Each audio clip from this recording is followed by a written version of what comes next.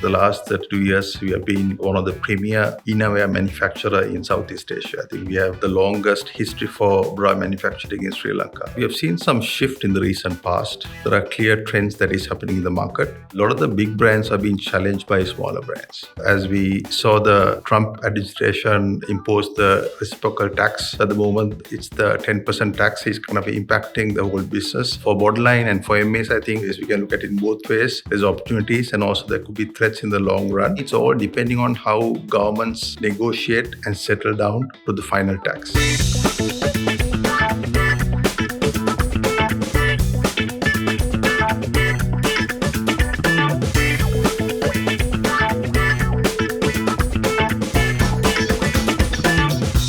I think it's a mixed bags of things at the moment. As we saw the Trump administration impose the reciprocal tax a couple of weeks ago. It was revised a couple of weeks ago again. We have mixed bags of things, but I think it's a cooling period. We just have to wait and see how it kind of unfold and settle down. So at the moment, it's the 10% tax is kind of impacting the whole business. In the same way, it's common across all the countries, so we are not the only one who is facing that. For me, for Bodyline and for MAs, I think is we can look at it in both ways. There's opportunities and also there could be threats in the long run.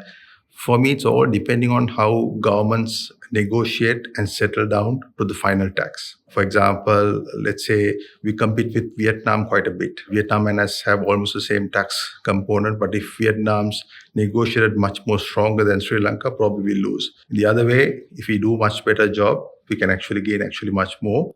But that's saying China plays a bigger role. I think we have a huge tax component. With that coming through, I think we probably have some opportunities coming up in the future. So it's while we have the threats coming up, but also there's opportunity I see in the whole equation, but is going in the whole the trade war against the US. We overall export about 5 billion for Sri Lanka. Out of that, about 3 billion is coming from apparel. From the 3 billion, 60% is to US. So I think we depend a lot on US market. So that's why it's so important this whole new tariff system has a bigger impact on apparel industry in Sri Lanka. I think that 3 billion can go up to 4-5 billion in a very short period if we do proper negotiations and get to a much more stronger position against the competing countries like Bangladesh, Vietnam, Indonesia, maybe even India.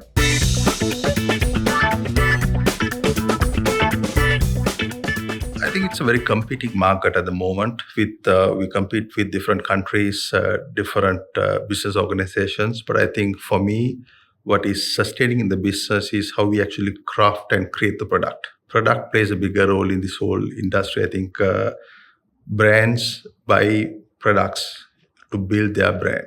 I think that product creation, what kind of technology that we use, how it is differentiated from the others, plays a bigger role. I think for Bodyline, that is the key feature that I would say, focus on the product.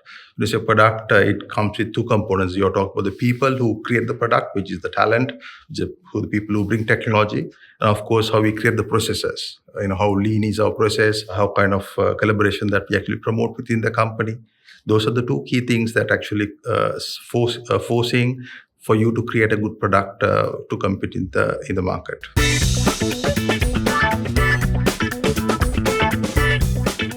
We have seen some shift in the recent past. When I say shift, there are clear trends that is happening in the market. A lot of the big brands are being challenged by smaller brands. In the space of Nike to Adidas to Under Armour to Victoria's Secret for that matter, is being challenged by some of the emerging brands, some of the online brands.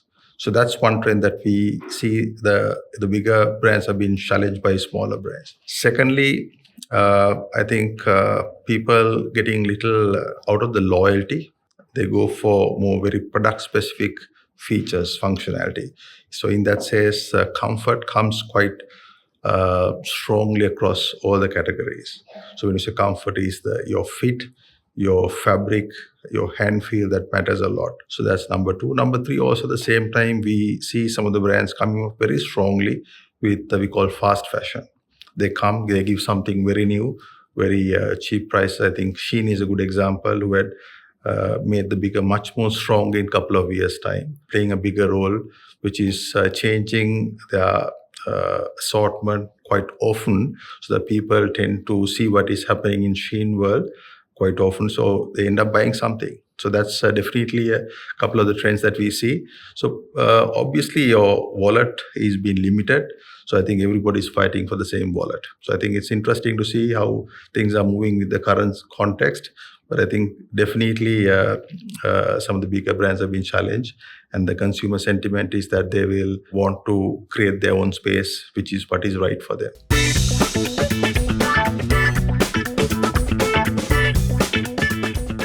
I always believe in people before anything else. Everything is around the people. Very people centric strategy that I'm looking at. Whether it's product, whether it's process, whether it's manufacturing. I think people are the key for the entire episode. In that context, I think I will focus more on having the right people and giving them the freedom and the ammunition to do what they're supposed to do. So I think we have seen that in the product creation, whether we have the people, the equipment, the support that the company has for them to, and the environment for them to create that product.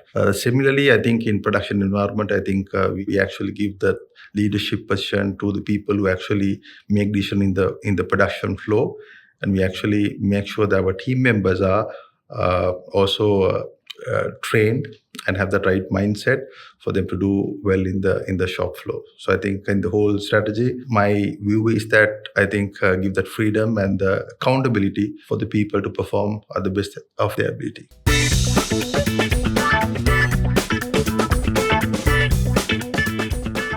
For the last 32 years, we have been one of the premier innerwear manufacturer in Southeast Asia. I think we have the longest history for bra manufacturing in Sri Lanka. This whole process, I think we have seen changes happening. I think we have seen a lot of the companies, a lot of the countries bringing a lot of automation into the process to make it much more production viable and efficient. So I think in that equation, MAS and Bodyline actually place a lot of focus on bringing that right technology. What would be the future factory for us to make it work, because the team members and the working population is kind of getting diminishing even in Sri Lanka. Cost is going up. You don't have too many people wanting to work for the factory. So I think in long run, we have invested a lot of money and thinking on how can we automate, how can we make the process much more simpler, how can we have less handover, so that's more product development to manufacturing, how can we have that smooth flow of handover to the factory. I think those are the key points. I think MAS also have initiated, invested a lot on, we call MOS, MAS operations system. We have invested and mastered that. I think is a next level of initiatives that we have to take this whole operation excellence forward.